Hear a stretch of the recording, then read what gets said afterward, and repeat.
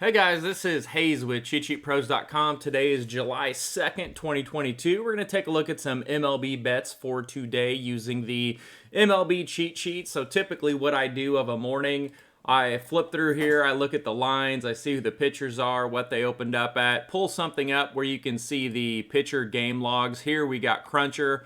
I use Fantasy Cruncher, RotoWire, anything that will give you the recent logs so you can take a look at it. And then pull up your MLB cheat sheet, and some of the key things you want to look at are how the team's doing over the last 10 to 12 games. I always look at the last 10 power ranking. That's a formula that we put up. You can see the trends over here for each team for over, under, run lines, homes, away. And then also you can see the streak, last 10, last 20 games. You can see the projected hitters. So you can see here this turned green. So this is a confirmed lineup that we would be facing. So you can kind of see all of their stats and details, as well as the bullpen and how they rank. And then what I like about this is the pitcher, you can see what they've done for the year, and then you can see their home road split. So where they're at is always going to be the top one. So here Gosman's at home and McClanahan is on the road, so you can see their splits. And then if it's a pitcher that doesn't have a lot of innings, like Gosman has 86, so let's say he had 16, you can go back last year and look at all of his stats. And we also split out versus lefty righties, and then you can look up here at the lineup and see how many lefty righties they are going to face to try to get a little bit of an edge. If you're playing fantasy, you can come down here and see their fantasy point production over the last 16 days. So you can tell, like here, Springer's been red hot, etc., etc.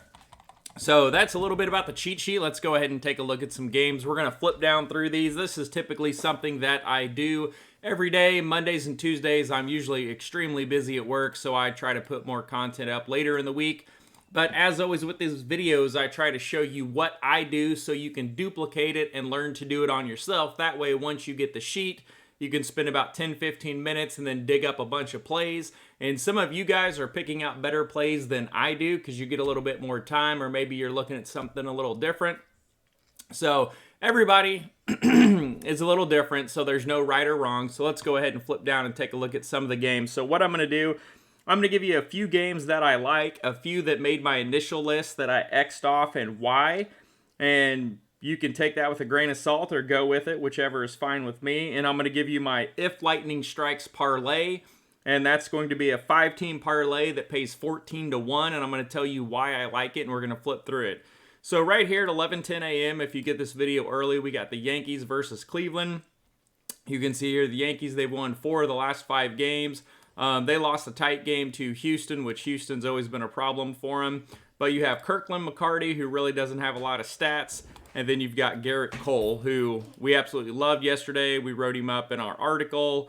ERA 2.99, xFIP 2.83, allowing a 2.01 average. Great bullpen.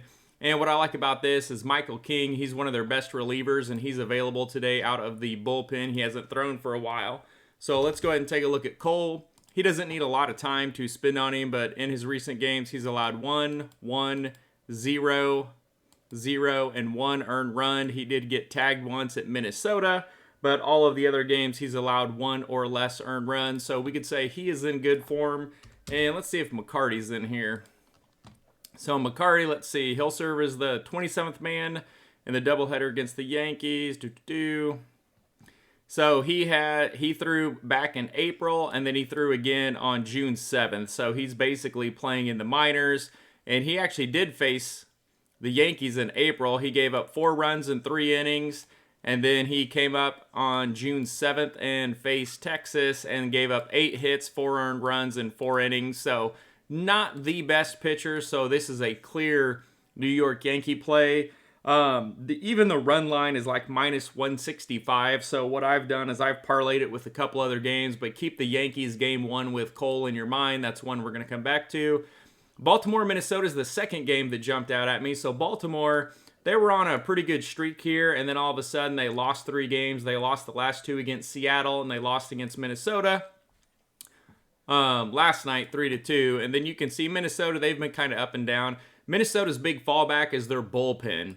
So their bullpen has blown so many games, and I think it was this game here, we were up like 3-1, 3-2, and then they end up blowing it. But you can see here they had 2 games where they were winning and then blew the game.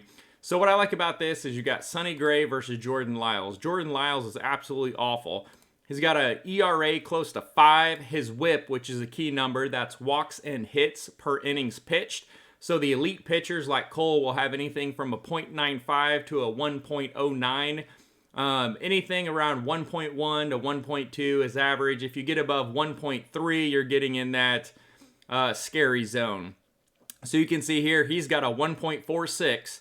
And then if you look at his split, because he's got a good amount of innings both on the road and at home. So he's got a 1.54 on the road, and he's given up a 291 batting average. So if you don't want to look at advanced stats, most people understand batting average and ERA. So look at those two. So we could say Jordan Lyles on the road has a 6.5 ERA and allowing a 291 batting average. And he's going up against a team that's red hot right now. Herrera's is batting .343. Buxton's still got a low batting average, but he's been on fire recently. Correa's batting .302. He's having a great year. Kirilloff, I'm not sure how to pronounce his name. I picked him up in fantasy. He's been doing really well for me, but you can see everybody in here is graded good, and they have a decent fantasy point production, so we really like that. So I want to go look at Jordan Lyles' recent starts, because we can look at stats, but I want to see what he's done the last 3 to 5 starts. So when we're looking at this, I guess let me make sure you can see all of it. So his recent starts, he's given up 4, 2, 4, 6, 4 earned runs. So we could say he's going to give up about 4 earned runs. He went up against Washington and only allowed 2, but Washington is terrible and struggling right now. Toronto, they're above average team, 4 runs, that's fine. Kansas City's terrible, he gave up 6. Seattle's terrible, he gave up 4. White Sox are decent, gave up 4. So we could say Lyles is probably going to get tagged here. So I want to go down and see if he's faced Minnesota anymore this year. Okay, so he has not faced them this year. This will be the first time through. Let me see if he faced them last year. So we got to go all the way back to May of last year. So not a lot of stats. 5 innings, 3 earned runs. But Minnesota's playing well right now, so we like Lyles. The main thing I like about this is Sonny Gray is doing really well right now. So when we come over here and we look at his stats, one, we've only got 53 at-bats for his BVP, but they're only batting a 208. Sorry, my phone is beeping. I had to turn that off real quick. Mancini's the one we need to worry about. He's 6 for 13. He's batting .462 off Gray. But Gray right now, he's got a 2.17 ERA, a .97 WHIP, and a 202 average. That's phenomenal. When we come over here and we look at his recent stats, he just faced Cleveland, gave up 0 earned runs. Faced Cleveland before, gave up 3, and then 0, 1, 0. So he's done pretty well, especially against teams that aren't real strong, and I think this one would qualify. So let me see here if he has faced them.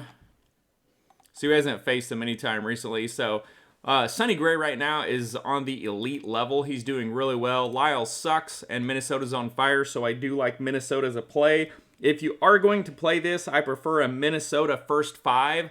I've bet Minnesota first 5 and Minnesota run line. But the run line does worry me, because when you look over here, Minnesota is 36 and 44 on the run line, so they're not covering it. And I like to look back at recent wins and see how many times they've covered that run line. So they did not cover it there. They covered it, covered it, covered it, covered it, did not cover it. So a little bit up and down. But I love Minnesota first 5, because that takes the terrible bullpen out of the pitcher. So if Gray can get off to a good 2 or 3 innings, I think Minnesota will get up and they will be good to go.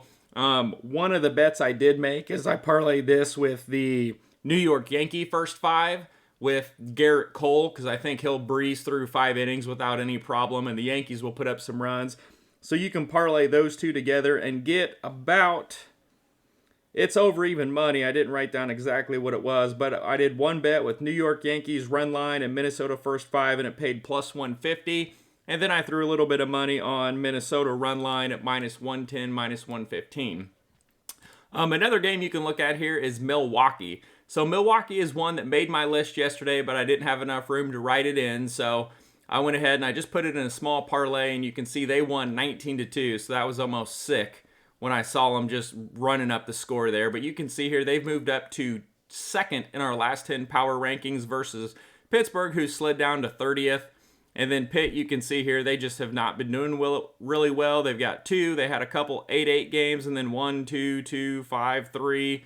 So they're a little bit all over the map. But over the last 20 games here, we have 12-8 Milwaukee Brewers versus the 7-13 Pittsburgh Pirates. Milwaukee's been doing really well here. They had a 4-game win streak, then they lost by 1 to Pittsburgh. Then they came back and crushed them 19-2. So when we come down and we take a look at the 2 pitching matchups, these are the things I want to focus on. So Ashby's decent. He's got a low 4 ERA, but his xFIP here, this is what really jumps out at me, is 3.08. So that means he's been very unlucky. One of the ways you can tell here is the pitcher BABIP. So this is batting average on balls in play.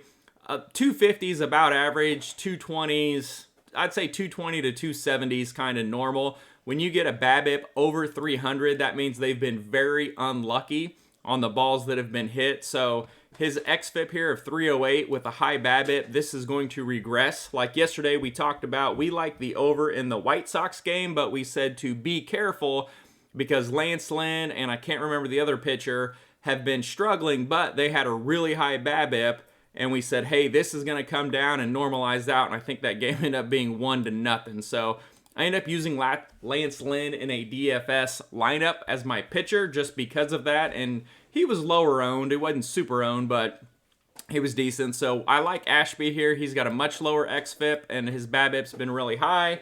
And then, of course, Pittsburgh has not been really good. They get a low-mid grade production for us. When you come over here and look at Bryce Wilson, he's going up against a team who's grading out as hot. The top 4 lineups have a grade over 90 in the red. So Yelich, Adams, Tellez, and McCutcheon have been really good. Urias, I was looking at him for my season long. He's been really good as well. So the top 5, this is one of my favorite early DFS stacks. I don't mind it at all.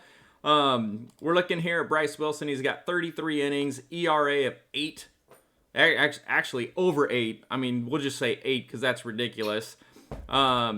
Whip is just horrible, 184, and then allowing a 331 batting average and a bad bullpen. Now, you can notice here that his BABIP has been really high, but his xFIP still shows he's about a 4.6, 4.7 ERA pitcher. So what we want to do is come over here and look at his recent starts.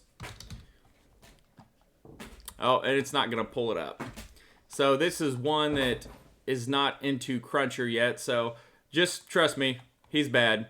So we can take a look at this one. So one of the things I did is I put Milwaukee money line in with a Minnesota first 5 and then a New York Yankees money line, and it paid plus 200.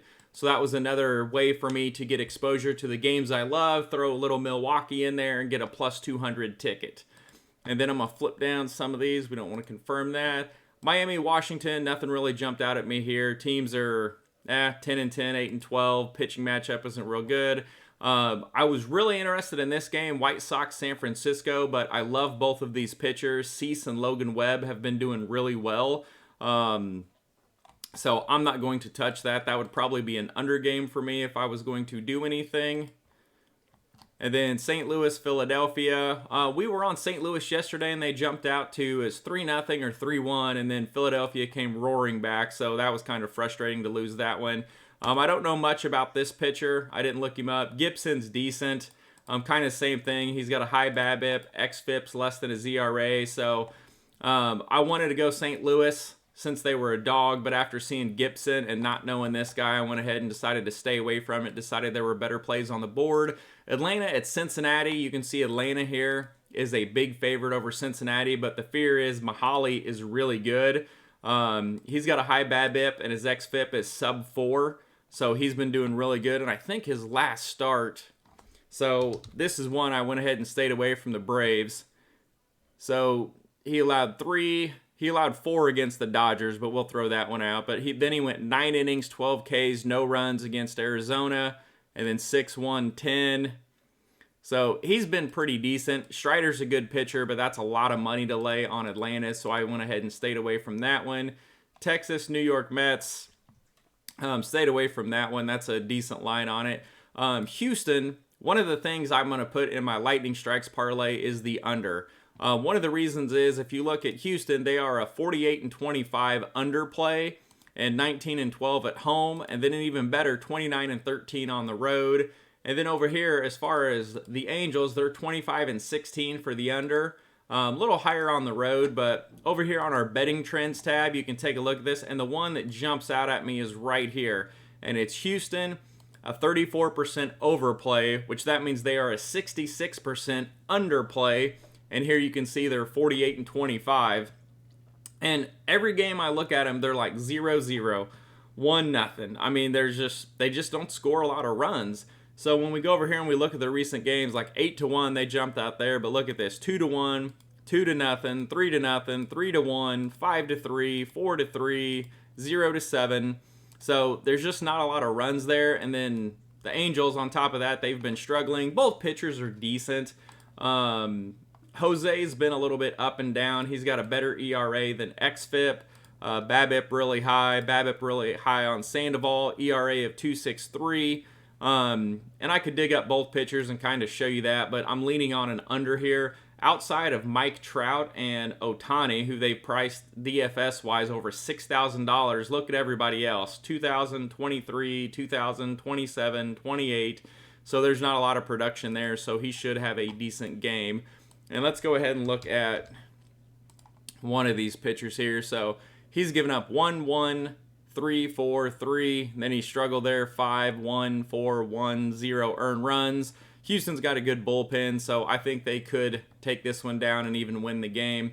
I hate betting unders, but under 8 or 8.5, whatever you can get, is one I'm going to put on just my lightning strikes parlay. Detroit, Kansas City, I'm going to stay off of. So Seattle and Oakland. So all this talk about Blackburn, and we had him. Oh, where was he at? It was one of these Yankee games. We said take Oakland first 5. It was like plus 240 because Blackburn was throwing. But then we said if they are up and that cashes, flip and then take the Yankees. Well, the Yankees were down 4-1, I think it was, and Blackburn cashed the first 5. He came out and then they killed the bullpen and ended up, it might have been this 9-5 game here, and then they went ahead and rolled with it. So one of the things you can do is go after that again, because Kirby's not real great, and then Blackburn has solid numbers. He's been really good, but I jumped off of this. I was going to do an Oakland first 5, and I'll show you why. Because when I got in here and I looked at his recent stats, he just faced this Seattle team, and look what his stat line was.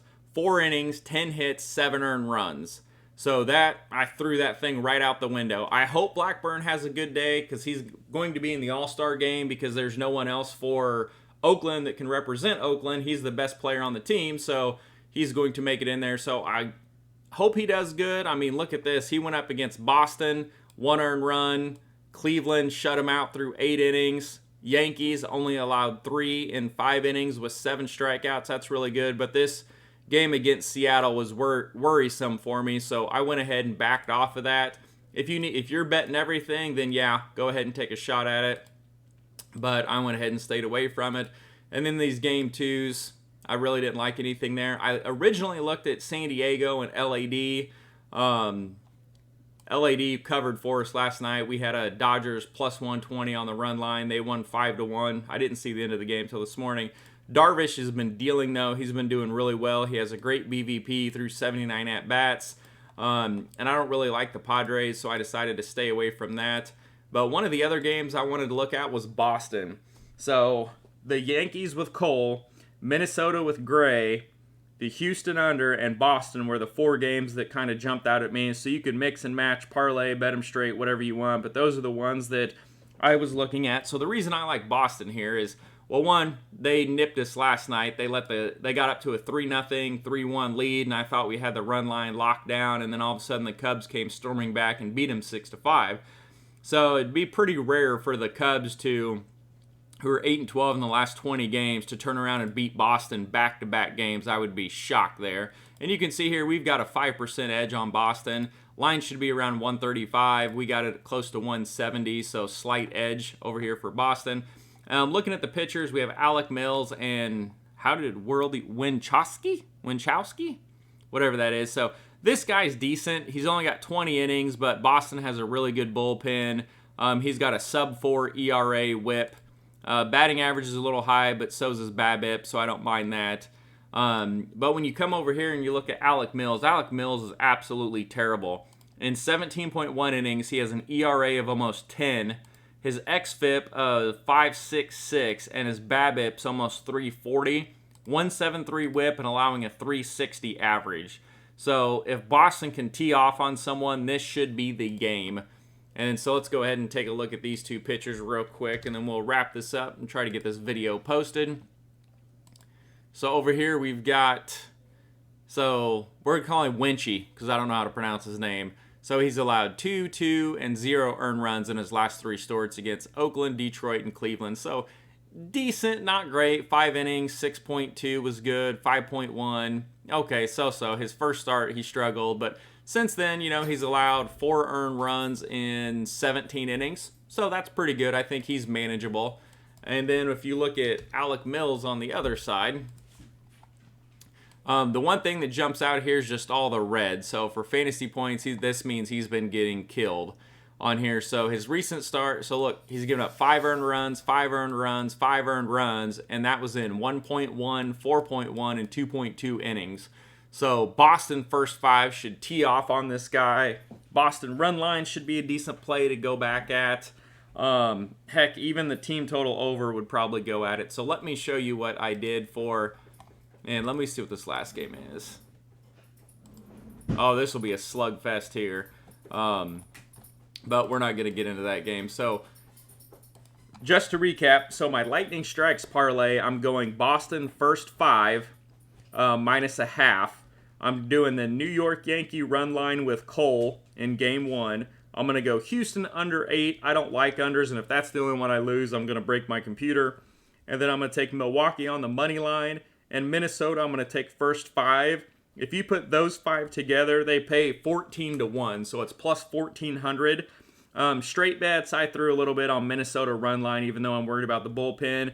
And then I did a unit on New York Yankees run. You can do run line or first 5 with Minnesota first 5, and it'll pay about plus 150. And then you can do the same thing with Milwaukee money line and New York Yankee money line, and you get plus 200. So the New York Yankees an early game 11, so if that one covers, then you're kind of riding with some extra juice on some of the other games. But anyways, that's what I got for today. That's how I use the sheets, and good luck, guys.